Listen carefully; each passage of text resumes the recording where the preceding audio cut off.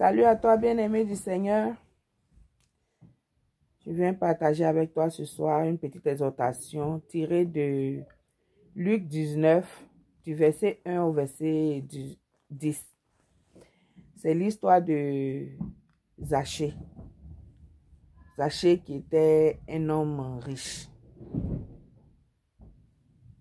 et qui avait entendu parler du Seigneur Jésus-Christ. Et il avait appris aussi que le Seigneur Jésus devait passer dans la ville où il était. Et cet homme-là, la Bible ne nous dit pas qu'il était malade. La Bible ne nous dit pas qu'il avait un problème particulier. La Bible nous dit qu'il était riche et qu'il était petit de taille. Il était court. Et quand il a appris que Jésus devait passer dans la ville où il était,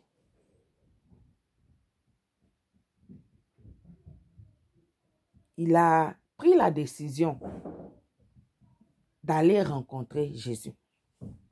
Généralement, quand les gens sont riches, c'est les pauvres qui vont vers eux. C'est les autres qui vont vers eux. Mais c'est rare de voir qu'un riche vient vers ceux qui sont pauvres, vient vers ceux qui sont de classe, de classe moyenne. Cet homme-là pouvait envoyer ses serviteurs, aller chercher Jésus, aller dire à Jésus, notre maître a besoin de toi, notre maître veut te voir. Mais non, c'est lui plutôt qui va chercher Jésus.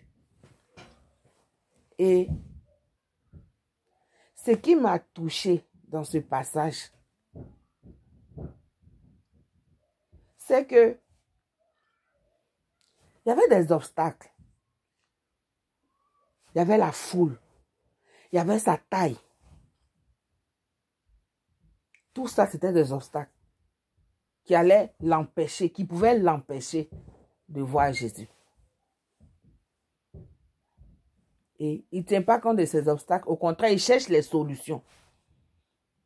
Il s'est dit, puisque je suis court, je vais donc monter sur un arbre.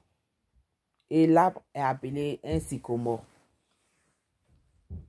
Et il monte sur ce arbre-là. Et Jésus qui est bon, Jésus qui sait toutes choses, Jésus l'a vu sur l'arbre. Et Jésus lui a dit de descendre. Et qu'il allait manger avec lui aujourd'hui. Il ne fait acception de personne. Jésus ne regarde pas qui tu es. Jésus ne regarde pas ce que tu as. Il ne regarde pas la couleur de ta peau. Il ne regarde pas ce que tu es, ce que tu fais. Ce que lui veut, c'est que tu viennes à lui. Toi aussi, sois déterminé comme Zachée.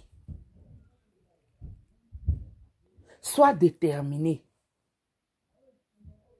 Je ne sais pas qu'est-ce qui t'empêche. Quels sont les obstacles qui pourraient t'empêcher de donner ta vie à Jésus. Fais comme Zachée. À ces obstacles-là, trouve les solutions. Trouve les moyens de les surpasser, de les surmonter. Et donne ta vie à Jésus. Lui qui est riche, qui n'avait pas de problème, qui n'était pas malade. Il a cherché à connaître ce Jésus dont il a entendu parler. C'est vrai, tu as entendu parler de Jésus. Des personnes t'ont prêché la bonne nouvelle. Des personnes t'ont annoncé la bonne nouvelle. Maintenant, aie la détermination.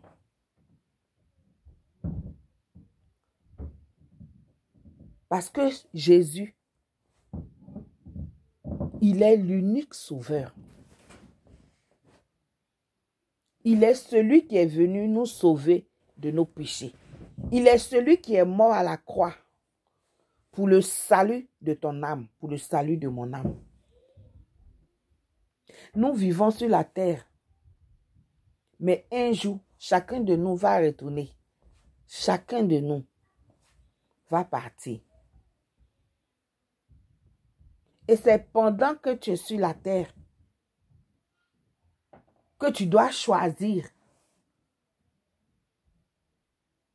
là où tu seras après la mort. Parce que oui, il y a une vie après la mort. Ne te dis pas que c'est fini. Quand on meurt, c'est fini. Non. Il y a une vie après la mort. Et c'est ton passage sur la terre. C'est ta décision sur la terre qui va déterminer l'endroit où tu seras.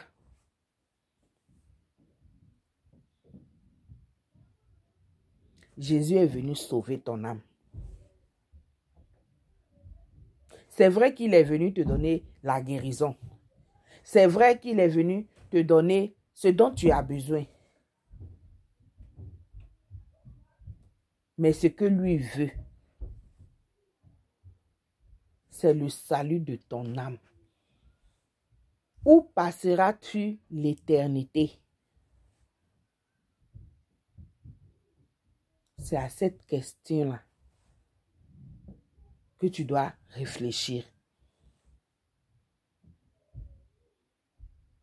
Jésus, en montant au ciel, en partant, il a dit qu'il va revenir. Donc, peut-être qu'avant qu'il ne revienne,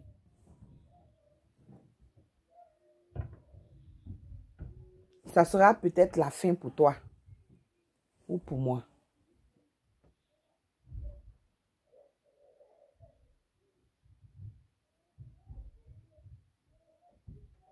Alors, réfléchis. Où passeras-tu l'éternité?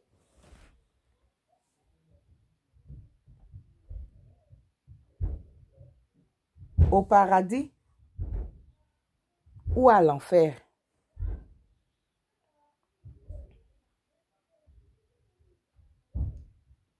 Jésus nous dit, je mets devant toi la vie et la mort, mais toi choisis la vie.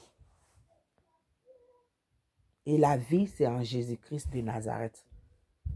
Il n'y a aucun autre nom par lequel on peut être sauvé, si ce n'est par Jésus-Christ de Nazareth. Sois déterminé